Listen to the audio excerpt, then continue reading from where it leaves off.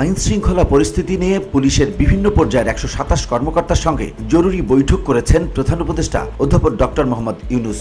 সোমবার বেলা 11:15টার দিকে প্রধান উপদেষ্টার তেজগাঁও কার্যালয়ে এই বৈঠক হয়েছে। এতে সভাপতিত্ব করেছেন প্রধান উপদেষ্টা নিজেই।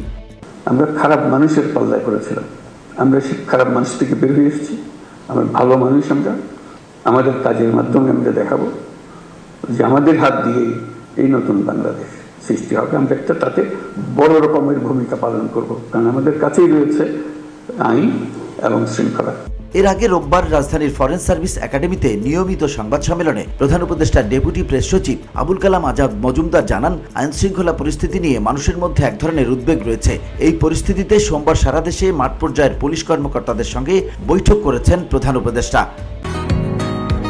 বসুন্ধরা, উত্তরা, বনশ্রী, কুড়িল ও বাড্ডা সহ রাজধানীর বিভিন্ন স্থানে অভিজাত ও অত্যাধুনিক মানের ফ্ল্যাট কেনার এক নির্ভরযোগ্য প্রতিষ্ঠান প্লেজেন্ট প্রপার্টিজ লিমিটেড।